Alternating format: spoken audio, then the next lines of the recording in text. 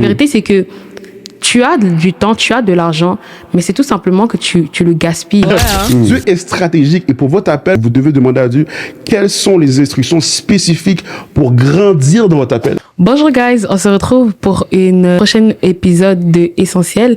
Alors aujourd'hui, on est encore avec Billy Dorson. Hey, comment vous allez? Comment tu vas, Daniela? Ça va et toi? Ça va super bien, super béni. Wow, gloire à Dieu. Donc aujourd'hui, on va vraiment parler d'un sujet... Ça va être un peu différent des témoignages qu'on fait d'habitude. On va plus entrer en profondeur sur un sujet en particulier. Donc aujourd'hui, on va vraiment parler de l'investissement. Où va ton argent et où va ton temps? Parce que je pense que dans notre génération de chrétiens, même que ce soit financièrement ou avec notre temps avec Dieu, souvent on va dire qu'on n'a pas le temps pour prier ou on n'a pas assez d'argent pour, par exemple, s'acheter une voiture, donc on doit faire des prêts. Alors que la réalité n'est pas ça. La vérité, c'est que tu as du temps, tu as de l'argent, mais c'est tout simplement que tu le gaspilles. Donc, Billy, est-ce que tu peux nous parler un peu de qu'est-ce que tu en penses par rapport à ça? Moi, je trouve que c'est très vrai. L'une des choses que j'ai remarqué beaucoup chez les jeunes chrétiens, c'est que les jeunes chrétiens sont très pauvres. Ils sont très, très pauvres. Ouais. Ce qui veut dire que beaucoup de jeunes chrétiens, lorsqu'ils n'étaient pas en Christ, ils étaient ambitieux, ils avaient des projets, ils travaillaient fort. Mais dès qu'ils rentrent en Christ, ils deviennent hyper paresseux. Okay? Et c'est pas pour condamner les jeunes chrétiens, quoi que ce soit. J'ai été victime de ça. Une sorte de McDo, là. J'ai été victime de ça. Mais l'une des plus grandes erreurs que je vois avec les jeunes chrétiens, c'est que lorsqu'ils rentrent en Christ, ils pensent qu'ils ont rien à faire pour pouvoir prospérer. Ils ont rien à faire pour pouvoir avoir plus d'argent. Ils ont rien à faire par rapport à l'économie. Alors, ils mettent toute la responsabilité sur Dieu. Ouais. Et il y a une débalance spirituelle qui crée une débalance financière. Qui veut dire que les jeunes chrétiens, en fait, la raison pourquoi ils souffrent financièrement, c'est parce qu'ils ne comprennent pas leur part de responsabilité. Ouais. Et moi, j'étais un gars qui ne comprenait pas ma part de responsabilité parce que j'étais hyper spirituel avec un déséquilibre. Ah ouais. Qui veut dire que je priais pour que l'argent tombe du ciel quand dans la Bible c'est écrit « travaille ». Ouais. Celui qui ne travaille pas ne mange pas. Et quand j'ai compris ça, j'ai dit, oh mon Dieu, à la place de prier pour que Dieu m'achète un McDo, je devais prier pour que Dieu me donne un travail. Je devais prier en fait pour que Dieu me dirige sur dans quel domaine respectif que je devais être pour pouvoir prospérer. Et c'est ça que j'ai compris par rapport à la prospérité, c'est que il y a des stratégies dans la parole qu'il faut appliquer pour pouvoir prospérer. Ouais. Si on fait juste prier, je te promets, tu peux prier et pareil, manquer de nourriture dans ta maison. Il y a un renouvellement de pensée qu'il doit avoir, mais c'est vraiment ça que j'ai remarqué. Ça, c'est un constat. Et Dieu m'a délivré, c'est possible. Ouais. Amen, ouais. Amen. Et vraiment, je pense que par rapport à ce que tu as dit, c'est la mentalité qui est appauvrie. Parce que les gens, ils vont se dire que... Et c'est vrai que Dieu peut opérer des miracles. Exactement. Le Saint-Esprit peut vraiment pourvoir et tout. Et puis, faire, comme la Bible dit que Jésus a dit à Pierre de prendre un poisson, d'ouvrir son ventre et il y avait l'argent dedans. C'est possible. Mais est-ce que c'est pour autant que Dieu encourage la paresse? Non, exactement. Parce qu'il faut comprendre une chose. Dieu a dit, je bénirai l'œuvre de tes mains. Amen. Amen. Amen. Il a pas dit je bénirai le fruit de tes prières. Non, il a dit je bénirai l'œuvre de tes mains. Qui veut dire si tu veux voir tes prières fonctionner, si tu veux voir la grâce et la faveur de Dieu fonctionner sur ce que tu fais, tu dois être à l'œuvre. La parole dit que la foi sans les œuvres, voilà, c'est ça. Elle est morte, qui veut dire qu'il y a une pratique de ta foi qui permet à Dieu d'opérer. S'il n'y a pas ça, il y a une désabalance et tu ne pourras pas voir les résultats que tu voudras avoir. Ouais. C'est réel, c'est réel. C'est un gros impact sur notre compte bancaire parce que moi-même, je sais que j'ai des petits points à corriger. Mais c'est pour ça que je voulais qu'on parle du système publicitaire. Ouais. Le système publicitaire, c'est quoi? Déjà, j'ai cherché la définition de publicité parce que c'est important de savoir. Ouais. Le dictionnaire nous dit que la publicité est une forme de communication de masse dont le but est de fixer l'attention d'une audience cible afin de l'inciter à adopter un comportement souhaité. Et on se rend compte que par exemple, je donne mon exemple de... Moi, je voulais m'acheter une voiture, tu vois. Et en vrai, quand je pense, depuis le moment où j'ai pensé à je veux m'acheter une voiture, je pouvais le faire si j'économisais. Si j'économisais réellement, j'aurais pu aujourd'hui m'acheter une voiture. Mais parce que nous sommes régis comme dans un système de publicité. Tout le temps, par exemple, tu passes à la cafétéria, tu vas un bain, tu dis « Ah, j'ai faim. » Pourtant, t'as pas faim, hein. T'as pas faim. C'est juste que, moi, ce que je dis, quand ça m'arrive, je dis que mon ventre ne réclame pas la nourriture, c'est ma tête.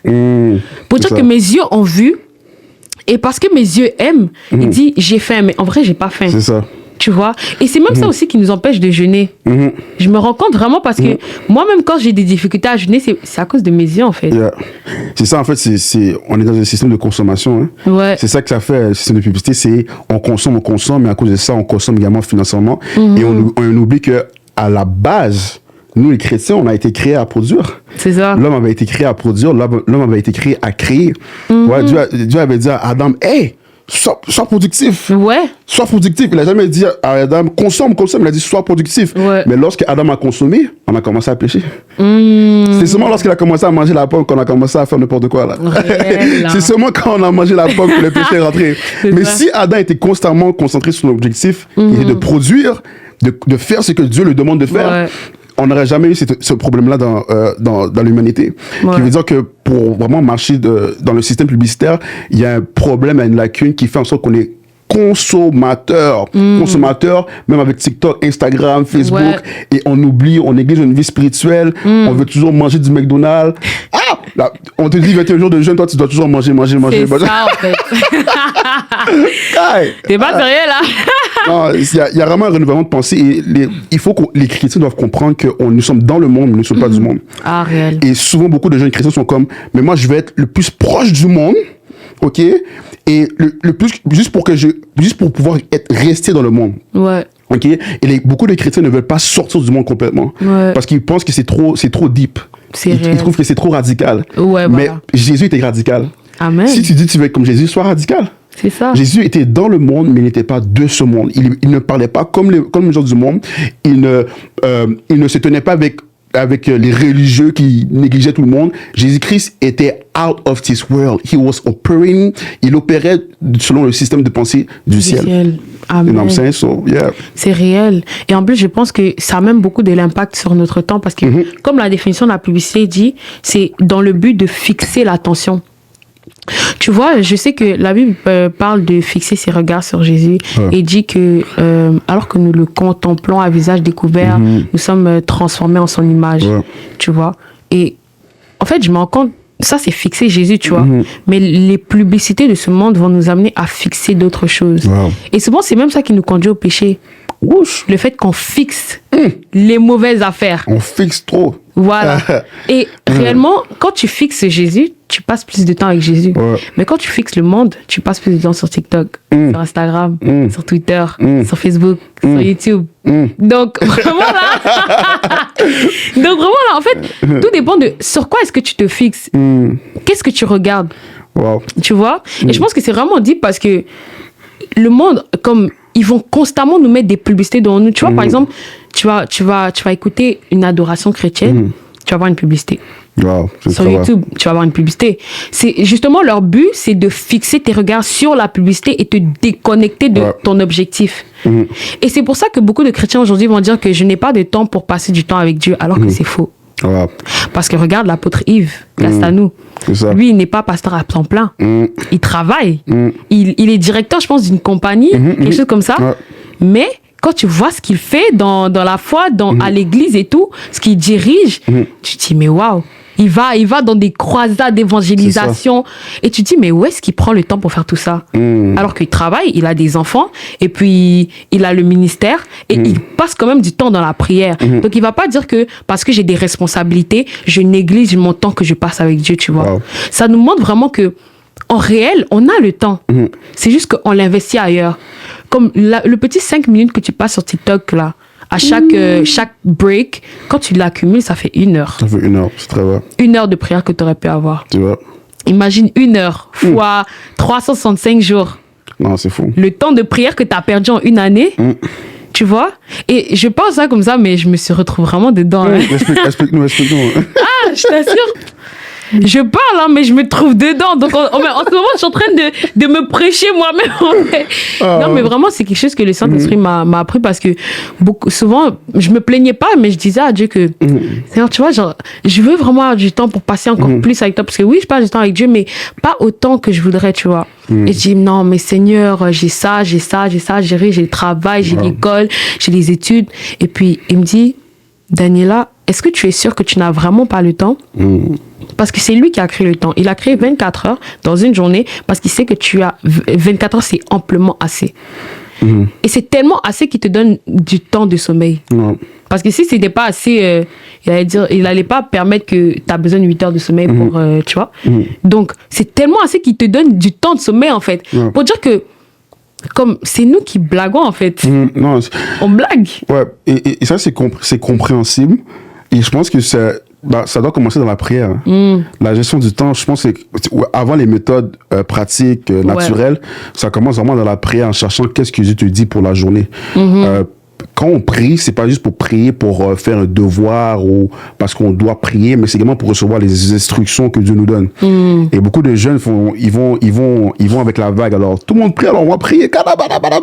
Et des fois, ils sont dans des réunions de prière, tout le monde prie, ils prient, mais quand c'est dans leur intimité, ils n'ont pas une intimité où est-ce qu'ils peuvent demander à Dieu, hey, Saint-Esprit, c'est quoi les instructions pour la journée? À qui tu veux que je parle aujourd'hui? Quel impact que tu veux que j'aille sur telle âme, telle famille, telle personne, dans ma communauté, dans l'église? Puis il faut être spécifique. Si on veut vraiment marcher en étant productif et en évitant de perdre du temps, il faut connaître la vision du Saint-Esprit. Amen. Il faut connaître les instructions que Dieu nous dit, en fait. Et moi, j'ai compris ça que lorsque tu vois l'apôtre Yves, lorsque tu vois pasteur Yvan, c'est parce que ces hommes de Dieu-là connaissent la vision que Dieu a pour eux. Dieu est constamment en train de les rafraîchir que j'étais établi pour ça, je t'ai parlé pour ça. Et c'est à cause de ça qu'ils sont autant productifs. Et les jeunes doivent comprendre que tout se passe dans la prière. Amen. Tout commence par la prière.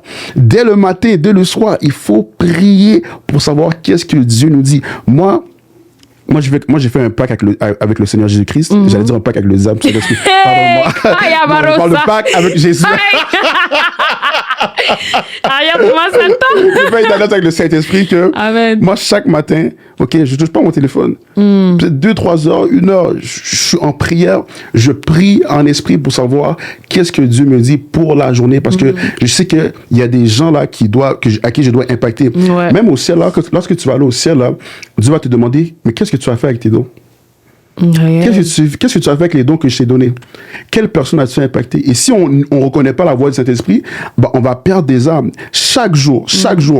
Le Saint-Esprit, là, souvent on parle de réveil, mais le réveil, il vient à l'intérieur de toi. Amen. Le réveil est à l'intérieur de toi. C'est cet esprit qui fait le réveil. Jésus a dit que quand je vais m'en aller au Père, vous ferez des œuvres plus grandes. Alléluia. Amen. Pourquoi? À cause du Saint-Esprit. Et lorsque le Saint-Esprit est là, le réveil est constamment là. Mais il faut suivre sa mouvance. C'est ça. Il faut suivre le Saint-Esprit pour marcher dans le réveil. Et ça commence par l'intimité. Jésus-Christ, là, le réveil a commencé quand? Quand le Saint-Esprit est venu sur lui. Il a été conduit dans le désert. Il a tué Satan. Pas tué Satan, mais là, il a chassé Satan. Il a commencé à faire des miracles partout. Pourquoi? À cause de la personne du Saint-Esprit. Si tu veux le réveil, rentre en toi. Commence à parler à la personne qui va à l'intérieur de toi. Le Saint-Esprit. Commence à dialoguer avec cette personne-là. Commence à lui parler pour lui demander. Commence vraiment à coopérer avec le Saint-Esprit pour marcher dans le réveil. Et je te dis, lorsqu'on marche avec le Saint-Esprit, tu peux avoir un réveil dans ton entreprise, il peut avoir un réveil dans ton école, tu peux avoir un réveil dans ta famille. Tout commence avec le Saint-Esprit. Amen. Tu sais qu'est-ce que Dieu m'a dit un jour? Il t'a dit quoi? Dieu m'a dit un jour, Billy, retourne dans ton ancienne école secondaire pour coacher. Tu sais ce qui s'est passé? Avec mon intelligence humaine, je pensais que c'était fou de retourner en tant que coach dans mon ancienne école secondaire. Mais tu sais ce qui s'est passé? Quoi? Je suis retourné en tant que coach là-bas et des centaines d'âmes ont été sauvées. Amen. Ça a commencé par une équipe de basket. 10 joueurs ont été sauvés. Les 10 joueurs ont commencé à parler de Jésus à toute l'école. L'école au complet a commencé à entendre parler de Jésus-Christ et des miracles qui se passaient dans les vestiaires. Amen. Alléluia. D'autres écoles secondaires ont commencé à parler du réveil qui se passait dans mon ancienne école secondaire juste parce que je coachais là et je faisais des miracles. Amen. Je chassais les démons dans les vestiaires. Je guérissais des malades, je guérissais des chevilles, des pieds, des orteils, des joueurs de basket devant les gens qui regardaient la game de basket. Amen. Pourquoi? À cause de la puissance du Saint-Esprit. Alléluia. Amen. Et littéralement, j'ai impacté la communauté du basket par l'onction du Saint-Esprit. Amen. Et j'ai commencé, et ensuite de ça, ça a comme été un domino effect. Où est-ce que l'onction me suivait partout? L'onction me suit dans les entreprises. Amen. Littéralement, j'étais rendu à prier et à chasser des démons de limitation à travers des entrepreneurs. Kai. Je chassais des démons chez des entrepreneurs qui gagnent $100,000 par année à cause de l'onction de cet esprit. Pourquoi? J'avais la solution, le réveil vivait à l'intérieur de moi. Amen. Et j'avais une intimité avec lui. Et ça commence par là. Hein. Même nos familles, on se demande, Seigneur, sauve ma famille. Jésus-Christ a dit, prêche. Ouais. Prêche. Jérémie a prêché presque 70 fois à la même communauté. Il revenait avec les mêmes prophéties, avec les mêmes choses. Le peuple a été sauvé. Le peuple, il y a des gens qui ont été sauvés, il y a des gens qui sont épargnés de la ville. Mais pourquoi nous, on ne fait pas le même? On prêche une fois, après on abandonne. Non, prêche ta mère. Jour 1, jour 2, jour 3, jour 4, jour 5, jour 6. Prêche. Ma petite soeur là, de 15 ans, là, tu sais combien de fois je l'ai prêché? Combien de fois? Au moins 100 fois avant qu'elle donne sa vie à Jésus. Kai. Au moins 100 fois. Et aujourd'hui, elle sert Dieu. Elle fait des études bibliques. Pourquoi? Car je suis revenu constamment à la source du Saint-Esprit. L'Esprit me disait, Billy, parle à ta soeur. Dis-la comment je l'aime. Et je reviens à ma soeur. Jésus t'aime. Jour 1, Jésus t'aime. Jour 2, Jésus t'aime. Jour 3, Jésus t'aime. Jour 4. Et à cause de ça, ma soeur est en fire. Amen. À cause du réveil qui vit en moi. Le Saint-Esprit de Dieu est réel, les amis. Et c'est le temps pour l'Église, le temps pour les jeunes de devenir enflammés, de devenir embrasés, de s'investir avec la personne de cet esprit pour causer des réveils partout à Montréal.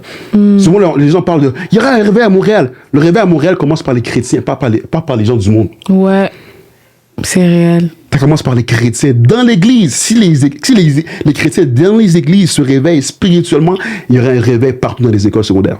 Amen. Et c'est réel, hein, parce que là, je me rends compte, tu as parlé de Jésus qui a été envoyé dans le désert. Ouais. Et justement, là, ça me fait penser à la partie du désert. Et je pense que la partie du désert, c'est ce qu'on néglige le plus. Avant d'être envoyé pour impacter, il est envoyé dans le désert. Le désert, c'est quoi? C'est comment dire ça? C'est enfermé, mis à l'écart des publicités qu'on parlait tantôt. Tu vois. C'est ça. Mise à l'écart des distractions. Mise à l'écart de tout ce qui peut perdre son temps pour qu'il puisse seulement avoir les regards sur Dieu, en fait. Donc, je me rends compte que vraiment, beaucoup de gens veulent être acteurs du réveil et tout, veulent aller loin avec Dieu. Comme après le corps, Dieu veut t'acheter ça. Tout le monde veut exceller, tout le monde veut monter et tout. Mais comme, est-ce que tu as passé par le désert? C'est ça la vraie question aussi. Est-ce que tu prends ton temps réellement pour aller dans le désert? La raison pourquoi les gens ne passent pas par le désert, c'est à cause de leurs amis. De leurs amis. Les amis chrétiens, charnels, ne vont jamais aller loin. Et des fois, les gens qui veulent aller plus loin avec le Seigneur ont des amis chrétiens qui les amènent vers le bas. Et vous devez comprendre que ce n'est pas tout le monde qui sont des amis. C'est réel. Et la raison pourquoi Abraham a dû quitter Gomorrah, là, c'est à cause de l'entourage. L'environnement n'était pas bon. L'environnement était pollué. Voilà pourquoi les chrétiens qui veulent réellement entrer dans le désert doivent faire un tri. Ils doivent commencer à prier pour savoir, Seigneur, à qui tu veux que je me rapproche? Quel type de personne qui doit être dans mon entourage? Quel type de personne, c'est qui les personnes spécifiques avec qui je devrais développer une relation amicale? Et beaucoup de chrétiens sont comme, non, moi, ok, je les aime, c'est beau, mais tu as une destinée. Il y a des âmes qui comptent. Et moi, j'ai dû faire ce tri-là. Hein. J'ai dit vraiment demander au Seigneur, qui sont mes amis et avec qui devrais-je développer des amitiés? Et Dieu m'a donné des hommes de Dieu puissants de mon âge, même plus jeunes que moi, qui m'incitaient à prier, qui m'invitaient à prier, qui me sortaient de ma zone de confort. Mais par humilité, j'ai continué à les suivre. Amen. Et aujourd'hui, même un homme de Dieu que je connais, Diffie. Oh, Diffie! Je vais vous donner une anecdote avec Diffie. Ok. Vas-y. J'étais là, j'étais en train de prier, et là, ok, on sort de culte. Diffie vient me voir, il me dit, toi, t'as un grand appel, faut que je vienne chez toi pour prier. Diffie est venu chez moi pour prier. On a prié 4 heures de temps. Kai. J'ai jamais prié de ma vie 4 heures de temps. Diffie a prié pour moi. Il a mis sa main sur ma tête, et même pas. Il a pris mes 2 mains, et il a soufflé sur moi. Reçois la puissance du Saint-Esprit. Pour la première fois de ma vie, j'ai tombé sur l'onction. Kai. Mais moi, la première fois que je suis tombé, c'est Diffie. Oui, première fois, j'ai tombé sur l'onction. Ouais. Et après ce jour-là, j'avais un feu pour la prière qui m'a embrasé jusqu'à aujourd'hui. Juste parce que j'ai eu une amitié qui m'a incité à aller plus loin avec le Saint-Esprit. Après une amitié, Diffie. Et aujourd'hui, si je suis là, c'est grâce à son obéissance. De venir me parler. Parce que Dieu a parlé et on a développé une amitié. Et il m'a invité à prier. Il m'invite dans des réunions de prière. Des fois, il m'envoie des messages vocaux en train de prier en langue. Ouais. Je suis comme, oh mon Dieu, qu'est-ce que tu fais, bro? T'es bizarre.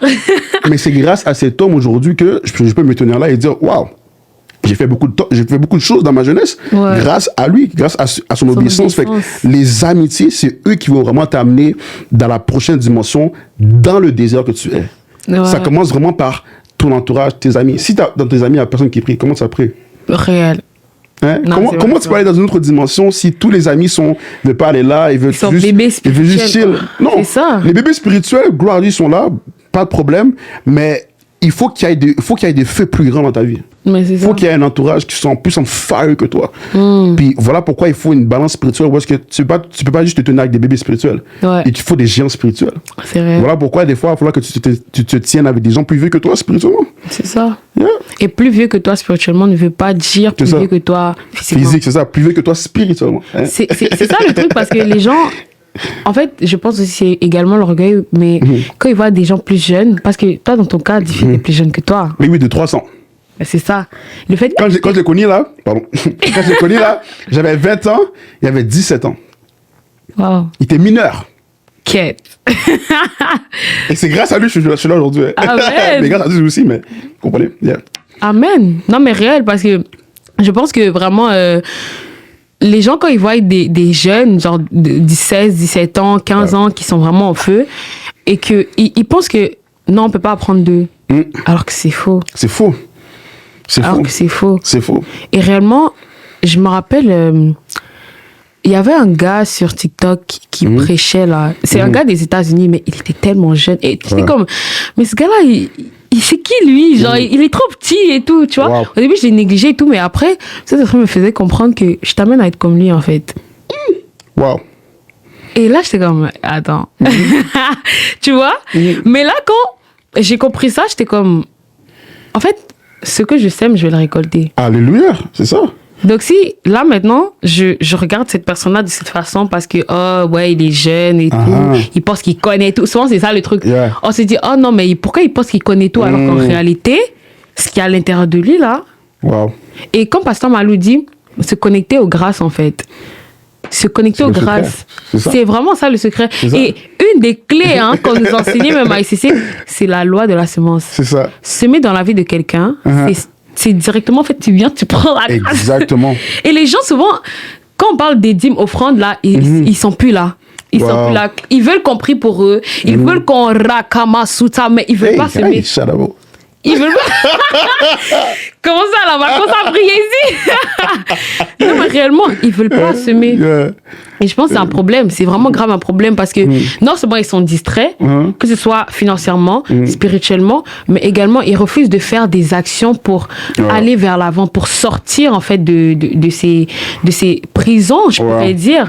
Parce que c'est des systèmes de pensée que le monde nous impose, mais tu n'es pas obligé de suivre ça. Comme tu as dit, nous sommes dans le monde, mais nous ne faisons pas partie du monde en fait.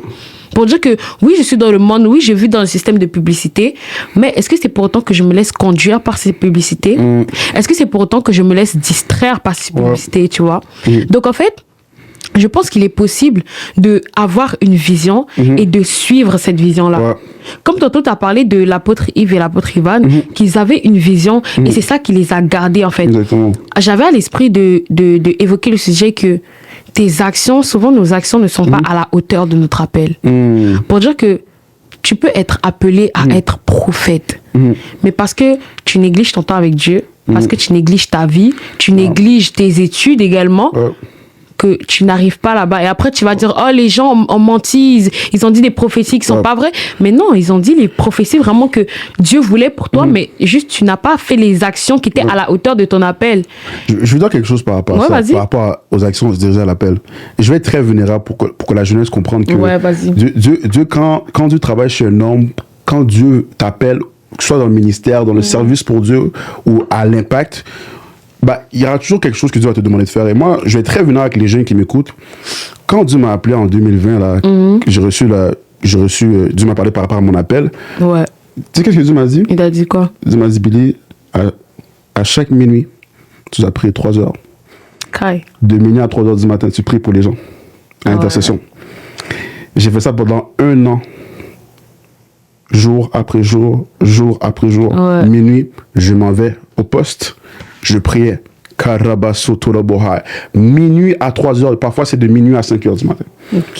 Tous les jours à mon poste, et j'intercédais pour les gens. Et vous savez quoi? Dans ce temps-là, j'avais aucun don prophétique. Prier pour les gens, là, j'avais peur de faire ça. Avoir des paroles de connaissance, je savais même pas comment faire ça. Mais c'est quand Dieu m'a dit de faire ça que tout ça s'est développé. Tout ça s'est fait mise à jour. Il y a une mise à jour dans mon esprit. C'est comme ça que tout d'un coup, là, j'entendais Dieu de manière tellement claire. C'est là que j'ai vu toutes les oppressions dans ma famille. C'est là que j'ai vu toutes les attaques dans ma famille. C'est là que j'ai vu l'esprit de pauvreté dans ma famille. C'est là que j'ai vu que les problèmes de mariage, c'est là. J'ai tout vu ça par rapport à, dans cette instruction-là que Dieu m'a dit, prie entre minuit, en 3h, pour prier pour les gens. J'ai tout vu ça, même dans ma vie personnelle. J'ai vu les oppressions, parce que moi j'avais des attaques le soir. Et j'ai vu, c'est dans ce moment-là que j'ai vu ça là, et Dieu m'a donné la stratégie pour détruire ça. Amen. C'est dans ces temps de prière-là que j'ai commencé à avoir des anges. C'est dans ces temps de prière-là que j'ai commencé à avoir des visitations supernaturelles. C'est dans ces temps-là que j'ai commencé à voir la puissance de Dieu me toucher de manière tangible, jour après jour. C'est dans ce moment-là que même les gens passaient à côté de moi. Il y avait quelqu'un à un moment donné, elle a prié pour moi. Je commençais dans un temps de prière, la personne a manifesté. J'étais là comme ça. Je priais de mon côté et la personne me prie pour moi, la personne manifeste. À cause de la puissance du Saint-Esprit. C'est pour vous dire, gars, est-ce que quand Dieu vous donne une instruction, il faut des fois également demander à Dieu des instructions pour votre appel. Ça se peut que Dieu vous dise, t'as appelé un prophète? Enlève TikTok pour toujours. C'est vrai. Tu veux parler devant la nation? Tu veux parler devant les nations? Ok, lis ta Bible pendant 3 heures. Tu veux être oratrice? Je dois développer ton vocabulaire biblique. Et il faut être honnête avec les jeunes. On voit souvent les pères, mais ils ont payé un prix grâce à l'instruction divine. Et vous devez pas avoir peur de dire au Seigneur, Seigneur, à quoi tu me demandes? Et vous allez voir que Dieu est gracieux. Hein. Il va commencer petit à petit. Ça se peut qu'il ne vous dise pas minuit à 3 heures. Ça se peut qu'il vous dise, ok, prie juste 15 minutes le matin. C'est pour commencer. Il va aller de mesure en mesure. Avec moi, il a été rigoureux, mais par sa grâce de Dieu, il savait que moi, j'étais un gars très rigoureux. Je suis un gars qui a la tête sur les épaules, je peux durer. Mais peut-être pour quelqu'un qui veut de commencer, Dieu va la dire, hey, juste arrête de parler à ce copain-là. Hein. No cap. Arrête de parler à ce gars-là. Alors, tu vois la soeur qui critique tout le temps les gens, là, arrête de la parler. Réduis ton temps avec elle et on va commencer à parler à l'autre sœur Marinata. Dieu est stratégique et pour votre appel, vous devez demander à Dieu quelles sont les instructions spécifiques pour grandir dans votre appel. Et moi, c'est ça que j'ai fait et c'était la prière que j'avais le plus peur de faire. Seigneur, qu'est-ce que je dois faire pour grandir dans mon appel? Tu m'as dit, Billy, tu dois avoir une église locale et servir. Amen. Merci, il faut être plus fort en fait parce que les gens, ils sont dans l'église, ils servent pas, ils font rien, ils sont spectateurs. Tu sais commencé où? Dans la sécurité. Mes genoux, là, j'avais mal aux genoux tellement j'étais debout. Servir les gens qui ne disent même pas allô à l'église. J'avais chaud. Mais par la grâce de Dieu, ça m'a développé mon caractère. Et j'ai commencé également dans l'intercession. Dieu m'a dit, sers à l'intercession. Et j'ai commencé à prier avec des gens là qui prient. J'ai dit, cet esprit, j'ai mal là, à la gorge. Mais Dieu a développé tout ça. Plus l'instruction de prier de minuit à 3 heures du matin. Et par la grâce de Dieu, là, la saison, lorsque je priais, aujourd'hui, je prie encore beaucoup, hein. Alléluia. Amen. Mais c'est, parce qu'avant, je travaillais pas, j'avais pas d'entreprise, j'avais rien du tout. Mais cette saison-là, a été la meilleure saison de ma vie. Pourquoi? C'est là que j'ai eu le plus de temps pour connaître Dieu. Et je pense que tous les jeunes doivent investir leur jeunesse dans les choses de l'esprit. Pourquoi? Car c'est là qu'on a le plus de force. Amen. Attends pas d'avoir un mariage, 5 enfants pour commencer à prier, c'est trop tard. C'est réel. Attends pas d'avoir un ministère pour recevoir la grâce de l'onction prophétique, ça va être trop tard. Tu vas rien voir. Il faut le faire dans ta jeunesse. Tous les pères que tu vois, Marcelo, Pasteur Yvan, Pasteur Joël, tous ces gens-là ont commencé dans leur jeunesse. Ça commence là, hein, à ton âge, 17 ans, 16 ans, 15 ans. David, Jérémie, ils étaient jeunes, ils avaient 17 ans. C'est vrai. Hein. Ils avaient 17 ans. Oui, ils avaient 17 ans. Ils avaient mon âge. Ils avaient ton âge. Ils ont commencé là parce que Dieu utilise la jeunesse. Dieu veut ta jeunesse. En fait, c'est ça. C'est ça. Dieu veut ta jeunesse. Alléluia. Et Dieu qui veut ta jeunesse, il veut ton temps. Il veut tout de toi. Il veut tout ton temps. Il veut tout de toi. Et le truc, c'est vraiment un mensonge du diable, en fait, que le fait de se dire j'ai pas le temps, parce que quand t'es jeune, là, tu fais quoi même? T'as pas d'enfants à nourrir, t'as pas de maison, t'as pas de bills, t'as pas de loyer, t'as rien. T'as quoi à faire? C'est ça. Comme, genre, à part peut-être pour les étudiants internationaux, payer tes études, ok, oui, ça peut être un peu stressant, tu étudies et tout, ok, mais à part ça. Et le temps passe vite. Ouais. Le temps passe vite. Malheureusement, j'ai vu beaucoup de chrétiens qui ont perdu leur temps très tôt dans leur jeunesse. Et maintenant, ils ont la répercussion. C'est pas normal pour un jeune chrétien. T'as 17 ans, 18 ans, tu vis encore avec les mêmes oppressions à l'âge de 30 ans. Ouais, c'est réel. Et je le vois souvent dans les églises, surtout dans les jeunes, qu'ils ont commencé avec certaines oppressions, certaines addictions, mais ils ont encore les mêmes addictions, les mêmes oppressions. Pourquoi? Parce qu'ils négligent leur vie spirituelle, parce qu'ils se focusent sur l'école ou sur le travail. Ouais. Mais c'est le contraire, tu dois te focuser sur le Saint-Esprit et ensuite, tu vas voir que ton travail va commencer à bénéficier du monde spirituel. La parole dit que cherchez premièrement le royaume des cieux et toutes ces choses vous seront données par-dessus. Souvent, on veut la prospérité, mais on néglige une vie spirituelle. Tu vois? On veut avoir un bon mariage, on veut avoir des bons amis, mais on néglige une vie spirituelle. On veut bien servir dans l'église, mais on néglige une vie spirituelle. Tout commence en cherchant premièrement le royaume des cieux.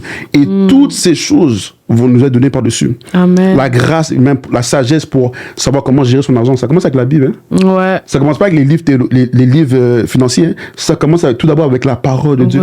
C'est le Saint-Esprit et la parole de Dieu qui va te donner la sagesse pour savoir comment bien gérer mon argent. Je vais dire quelque chose de ça, Daniel. Je dis à la caméra. La semaine passée, j'ai fait 11 000 $. Amen. Pourquoi? La sagesse de Dieu m'a appris comment. Et ça vient par les Saint-Esprit qui me donne les instructions. Dieu m'a donné une stratégie. Dieu m'a dit, Billy, fais un événement et parle de qu'est-ce que tu fais. 4 personnes m'ont pris. 4 personnes ont voulu travailler avec moi. J'ai eu 4 contrats en une journée, en moins d'1 heure. Pourquoi? À cause de l'instruction du Saint-Esprit. C'est le Saint-Esprit qui connaît la meilleure voie pour prospérer. Il y avait un homme de Dieu qui s'appelle Kenneth Hagin. Jésus-Christ l'a montré en rêve qu'il y avait un entrepreneur qui gagnait 2 millions par an.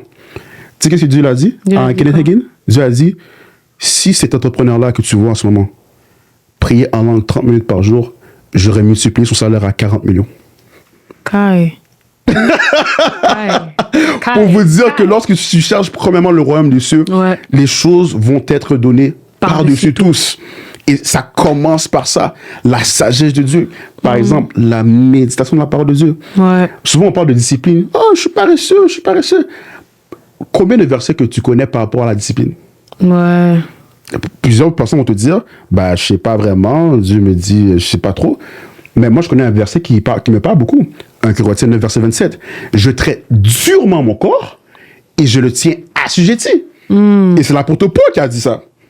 Et c'est un principe biblique qui veut dire que je peux traiter durement mon corps et le tenir assujetti. Mon corps est le temple du Saint-Esprit, qui veut dire mon corps n'est pas mon maître. Je suis le maître de mon corps. Voilà, c'est ça. Et ça, c'est des vérités bibliques qu'on néglige. Pourquoi? Parce qu'on ne médite pas la parole de Dieu. Et la clé pour ne plus être paresseux, ça vient par le renouvellement de l'intelligence par rapport à la discipline qui est inscrite dans la Bible.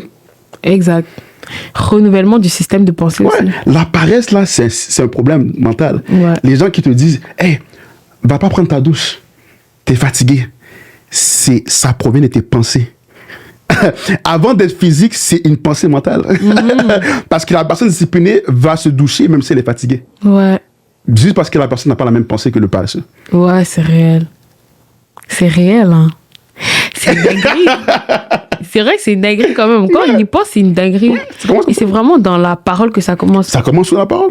Moi, j'ai été délivré de la parole de Dieu quand j'ai commencé à méditer la parole de Dieu par rapport à la discipline spirituelle. J'ai commencé à voir, par rapport à la prière, j'ai commencé à méditer sur les temps que Jésus-Christ passait la nuit. Qu'est-ce que Dieu m'a dit? Il médite. J'ai médité jour et nuit sur le même verset, Marc 1,32. Jésus se leva de bon matin pour prier. J'ai simplement médité sur ça. Et lorsque Dieu me réveille la nuit, je me réveille comme un zombie. Oui, maître.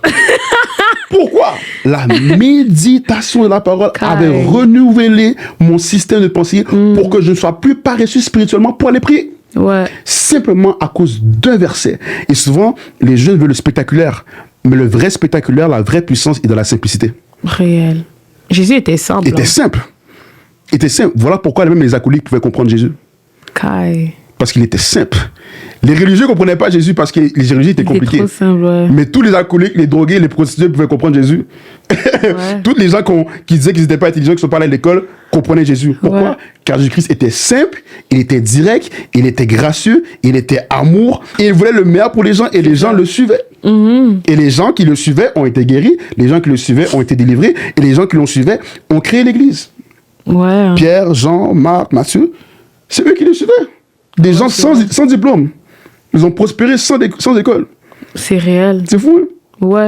Et Jésus prenait soin, Dieu prenait soin de leurs besoins. Exactement. Également. Et c'est ça, en fait, le truc, c'est que dans notre génération, on n'est pas équilibré. C'est ça. Parce que soit on est dans l'extrême gauche, soit dans l'extrême droite. Pour dire que soit ils vont tellement prier, prière, méditation, mais il fait rien du tout. Et comme être un peu paresseux et se dire que Dieu va descendre du ciel, remplir son compte d'argent et puis tout ça. Ou soit ils vont travailler, étudier et négliger Dieu. Et je pense que c'est ça le fléau, en fait, c'est que les chrétiens n'arrivent pas à se poser au milieu et être équilibrés dans la balance, en fait. Et tout ça part de quoi? De l'organisation. C'est ça. Parce que quand je regarde l'histoire de... Quand Jésus a multiplié les pains et les poissons, la Bible dit que Jésus a fait asseoir le peuple, en fait. Pour dire qu'il a établi un ordre avant de faire le miracle. C'est ça. Pour dire que le miracle vient après l'organisation. Amen. Le miracle dans tes finances, là, attends ton organisation dans tes finances. Attends que tu t'établisses un budget. Amen. Attends que tu arrêtes de dépenser sur des petits trucs qui ne servent à rien pour réellement économiser, en fait. Et quand vraiment tu décides de t'organiser, que Dieu te propulse, la Bible me dit que je bénis l'œuvre de tes mains, ce qui veut dire que pendant que tu travailles, je te propulse. La Bible me dit, fais-moi comprendre aussi que il donne à ses enfants pendant son sommeil, pour montrer que pendant que nous, on travaille peu, on prospère plus, les autres dans le monde, ils vont travailler beaucoup et moins prospérer. Pour montrer que si, par exemple, je vais donner l'exemple de Bill Gates, là, je sais pas combien il gagne là, mais j'imagine qu'il gagne énormément. Wow. Disons qu'il n'est pas chrétien, ok? Regarde combien il gagne. Et si nous, on avait cette sagesse-là de travailler en même temps, gérer avec ta vie spirituelle, comment tu irais plus loin que lui, en fait? Même par rapport à gérer ses finances, un conseil que je pourrais donner aux gens qui veulent bien gérer leurs finances, c'est de bien gérer leur chambre. La parole dit que celui qui est fidèle dans les petites choses, ça... Ouais, je m'attendais pas à celle-là, en vrai. Ouais, je vous dis, et c'est une loi spirituelle. Pour pouvoir bien gérer ses finances, il faut gérer les petites choses. Ouais. Si tu n'es pas capable de même gérer ta chambre, oublie tes finances. Si tu n'es pas capable de gérer $50, tu ne pourras pas gérer $5,000. Moi, j'ai vécu ces lois spirituelles. Hein. Je n'étais pas capable de gérer $50. Voilà pourquoi $600 sont partis de ma poche en 1 heure. Okay. Damn. Je ne pouvais pas gérer $50 parce que je ne pouvais pas gérer ma chambre. Ah ouais. Et Dieu m'a dit un jour, Dieu m'a dit un jour, gère ta chambre. Chaque jour, tu l'as fait. Chaque matin. Et quand je recevais des rentrées d'argent, tout d'un coup, j'ai commencé à être assidu et je gérais très bien mon argent de $50. Et là, je gérais très bien $50 et Dieu me disait, ah, tiens, encore plus, 150. Là, tout d'un coup, je gérais très bien $150. Et là, Dieu me dit, ah, tiens, $1,000. Là, tout d'un coup, je gérais très bien $1,000. Ah, ça, mais ça commence par les petites choses. Mais souvent, on se focalise sur les grandes choses. On veut focaliser sur on veut gérer les grandes choses. Je veux gérer, quand j'aurai $10,000, je vais bien gérer mon argent. Je te promets. Même les statistiques. Les gens qui gagnent à la loto, ok, après 5 ans, ils deviennent pauvres. Les gens de la classe moyenne qui reçoivent des prix de $5 millions à la loto perdent leur argent après 5 ans. Pourquoi?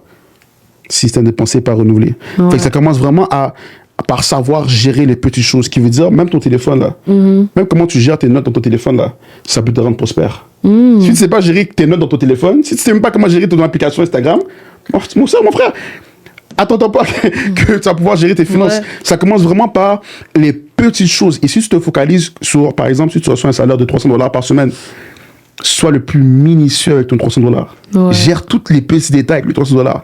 Et je te promets que lorsque tu vas recevoir $3,000, tu vas pouvoir bien le gérer, tu vas savoir bien l'investir et bien le semer pour pouvoir le fructifier. Ouais. Ça, c'est vraiment un conseil que je pourrais donner aux jeunes, parce que souvent les jeunes sont très... ils voient le grand avant de se focaliser sur le petit. Ouais, c'est réel. Tu vois, et Satan là, a commencé avec une petite semence. Hein. Même Satan, il connaît le secret. Il connaît le secret. Hein. Puis Satan n'est pas stupide. Hein. Il est très intelligent. Et comme ça, une petite semence, il n'a pas dit, oh, mange la pomme, après tu vas mourir. Non, il n'a pas dit ça. Il a dit, mange la pomme, afin que tu saches... pour que tu aies la connaissance. Comme Dieu et tout. Tu vois, des trucs comme ça, c'est des petits trucs comme ça et que le serpent marche. Même avant de dire mange la pomme, en fait, il a dit, est-ce que Dieu a vraiment dit que... Tu vois? Il n'a même pas commencé par la pomme. Il a commencé par le mensonge, en fait. Tu vois? Une petite pensée comme ça, juste pour passer comme ça, juste pour te séduire. Encore la publicité qu'on parlait du début. C'est fou, hein? C'est fou. Est-ce que Dieu a vraiment dit de laver ta chambre? Okay. Il va commencer par des mensonges comme ça, hein? Ouais. Est-ce que Dieu a vraiment dit que tu dois être propre? Est-ce que Dieu a vraiment dit que tu dois bien gérer tes finances? Est-ce que Dieu a vraiment dit que tu dois étudier? Est-ce que Dieu a vraiment dit que tu dois travailler? Ouais. Et c'est toutes ces choses-là sont liées au manque de connaissance. Réel. Et par la grâce de Dieu, vous recevez la connaissance aujourd'hui. Amen. En plus, la Bible dit, mon peuple périt faute de connaissance. C'est ça. C'est vraiment ça le problème. Aussi simple que ça. Et moi, quand je regarde aux chrétiens avant, là, dans le Nouveau Testament, tu vois, ils marchaient dans le prophétique, dans le miraculeux. La Bible nous dit que l'ombre de Pierre guérissait les malades, en fait. Mais où est rendue cette génération de chrétiens? C'est ça, je me dis. Elle est là, hein. Oui, brille. Ouais. Elle est à l'intérieur de nous, comme tu as dit. Exactement, elle est à l'intérieur de nous. Voilà. Moi, je l'ai. Amen. Toi, tu l'as aussi, vous allez là. Alléluia. Il faut juste mettre en pratique ce que Dieu nous a déjà donné pour le voir à la lumière. Ça commence, c'est une décision. Hein. Tout commence par une décision. Pierre n'aurait jamais pu manifester la guérison avec son ombre comme ça s'il n'aurait pas dit oui à Jésus. Ouais. S'il n'aurait pas suivi le Christ intentionnellement dans son cœur. Ça commence juste par suivre le Saint-Esprit, vraiment prendre une décision que je me soumets à ta volonté, je me soumets à ta parole, je me soumets à ton esprit, même si je n'ai pas envie, je me soumets à toi. Pourquoi? Car tu es mon Dieu, tu es celui qui connaît mes plans. Amen. Et c'est vraiment de crucifier sa chair. Alléluia. Parce que même dans les finances, même dans le temps, des fois, tu as envie de ton bubble tea, là, mais Dieu te dit non, en fait, tu dois économiser pour ta voiture. Exactement. Et du coup, tu vas dire, non, mais Seigneur, moi, je veux mon bubble tea. Mais Dieu dit non, en fait. Non. Et réellement, je t'assure qu'à l'intérieur de moi, souvent, quand je passe à côté de la cafétéria, c'est ça qui arrive. Parce que vraiment, moi, j'ai déjà dit, Seigneur, mais je vais vraiment m'acheter ma voiture, tu vois. Et du coup, à chaque fois que je passe à côté de la cafétéria, ma tête me dit, non, Diana, t'as faim, prends un petit truc à manger et tout. Et là, si on me dit, non, Diana, t'as pas faim, en fait. Prends pas, ne mange pas. Et là, je suis comme, non. En fait, c'est ça qui se passe. On ne crucifie pas notre chair. Parce que c'est ma chair qui réclame. Ce n'est pas mon esprit. C'est ma chair. Et tout ça se bâtit dans quoi? C'est en renouvelant ses pensées, renouvelant son système de pensée, mais également vraiment à crucifier la chair. Crucifier la chair. Comment? Par la parole. Parce que c'est en le regardant que tu vas devenir comme lui. Et comment est-ce que tu regardes Jésus? Dans la parole. C'est ça. C'est aussi simple que ça. Souvent, les gens, ils cherchent les prières de 2 heures de délivrance, alors qu'en vrai, la parole est là. On a tout à notre disposition, mais on refuse de prendre ça réellement et de juste aller avec, en fait. C'est tout ce qu'on a besoin réellement. Kai, je sens que ça vous parle, hein? Parce que réellement, il est temps de sortir de ce système de pauvreté. Amen. Il est temps de sortir de cette médiocrité spirituelle également. C'est ça. Parce que le diable, il est là, il avance. Il prend contrôle des sphères. Il y a des sphères qui est régie par le diable, mais que ce n'est pas censé être lui qui domine, en fait. Les gens qui sont censés être les plus riches du monde, c'est les chrétiens. C'est les chrétiens. Parce que non seulement on a la sagesse, on a l'intelligence. En fait, les mondains, ok, eux, soit ils sont nés avec l'intelligence, soit ils ne sont pas. Alors que toi, même si tu dis que, ok, moi je ne suis pas intelligent, tu demandes à Dieu la sagesse, l'intelligence et tu l'as. C'est ça. Donc normalement, on est censé être les plus prospères. Je comprends pas. Non, moi, vraiment, je prends l'engagement.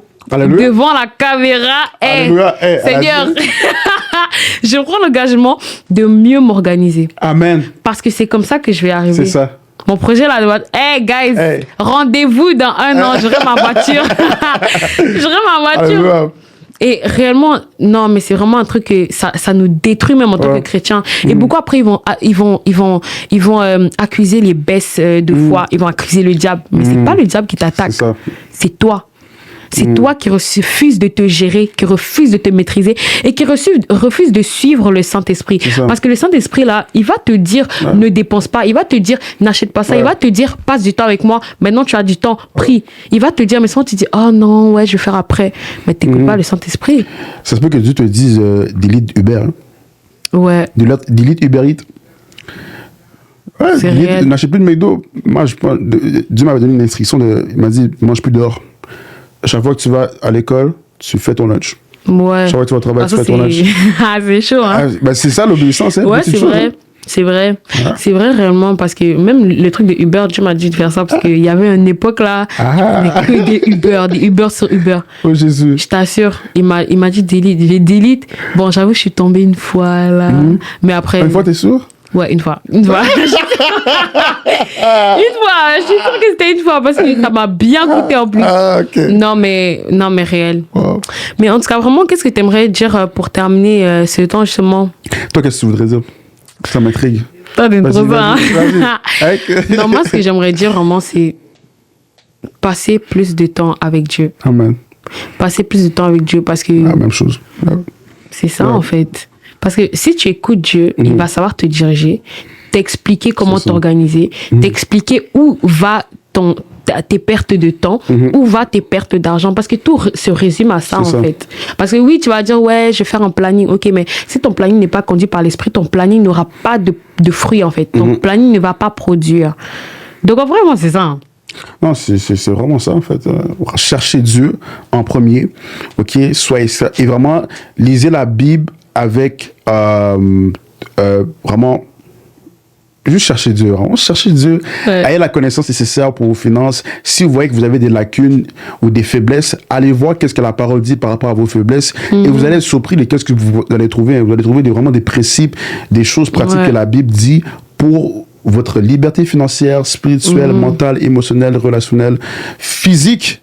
Alléluia. Alors vraiment, ça c'est ça mon conseil pour les jeunes. Et je vais vous dire que c'est possible de pouvoir prospérer en tant que chrétien. C'est possible de pouvoir marcher dans l'onction de Dieu, d'être consacré tout en étant chrétien. Allez hop. Mais c'est possible de rester consacré. Alléluia. Amen. Mais c'est vraiment là que je pourrais dire. Amen. Et du coup, est-ce que tu pourrais prier pour nous? Non, tu pries pour nous. Premièrement, j'aimerais dire à une personne peut-être qui n'a pas encore donné sa vie à Christ que avant de marcher dans les promesses de Dieu, avant même de pouvoir réclamer à Dieu les promesses qu'il a faites par sa parole, tu dois d'abord donner ta vie à Christ. Donner sa vie à Christ, ce n'est pas juste aller à l'église. Donner sa vie à Christ, c'est réellement lui dire, ce n'est plus ma vie, mais je te donne. Faire de lui non seulement ton sauveur, mais ton Seigneur. Et ton Seigneur n'est pas celui que tu pries, mais celui que tu obéis. Wow. Donc, c'est vraiment ça. Et j'aimerais vous conduire, en fait, pour ceux qui ont à cœur de donner réellement leur vie à Christ. Alors, on va juste incliner notre tête et on va commencer à prier. Alors, vous allez répéter après moi. Seigneur Jésus, je t'accepte dans mon cœur. Je commence par te demander pardon parce que je sais que j'ai péché. Et je sais qu'au travers de mon péché, je me suis éloignée de toi. Et aujourd'hui, je décide de revenir, de prendre ta main. Marche avec moi, purifie-moi, lave-moi de mes péchés, sauve-moi. Je ne veux pas seulement faire de toi mon sauveur, mais je veux faire de toi mon Seigneur, par l'assistance du Saint-Esprit. Merci parce que l'Esprit de Dieu vient habiter en moi. Amen. Amen. Donc on va juste prier rapidement pour terminer ce moment. Alors Seigneur, nous te disons merci pour ce temps d'échange. Père, je déclare dans le nom de Jésus, dans la vie de chaque personne qui est en train de nous écouter, qu'il puisse avoir un renouvellement de l'intelligence, un renouvellement de ses pensées, afin qu'il puisse être délivré de toute mentalité de pauvreté. Je déclare dans le nom de Jésus que comme Jésus fut poussé dans le désert, que cette personne aujourd'hui puisse être poussée vers toi, afin de se rapprocher de toi, voie, de connaître les instructions pour sa vie, de savoir comment prospérer, comment gérer ses finances, comment gérer son temps. Et je déclare dans sa vie que tout esprit qui s'oppose à sa réussite puisse être brisé dans le nom de Jésus. Parce que la Bible me dit que nous avons reçu le pouvoir, l'autorité pour marcher sur les serpents et les scorpions, les démons qui régissent le Canada, le démon de la pauvreté. Nous avons reçu le pouvoir par le nom de Jésus, le nom de Jésus auquel à sa mention tout genou fléchisse. Et c'est pour ça que je déclare aujourd'hui que tout genou de la pauvreté, tout genou de la faiblesse, tout genou de la paresse fléchisse dans le nom de Jésus. Merci Seigneur, parce que nous savons que tout ce que nous demandons en ton nom, tu l'accomplis et tu le fais, parce que nous avons foi et parce que c'est par ta grâce et par ta miséricorde. Merci Seigneur, parce que tu accomplis aujourd'hui dans nos vies et nous savons que tes progrès seront visibles aux yeux de tous dans le nom de Jésus. Amen. Amen. Donc, guys, on se retrouve pour une prochaine épisode, une prochaine émission. Vraiment, guys, je sais que vous attendez mon témoignage. Ah, on attend, hein? On attend. Dès que le Saint-Esprit me dit le go, là, on y va. Donc, au revoir. Peace.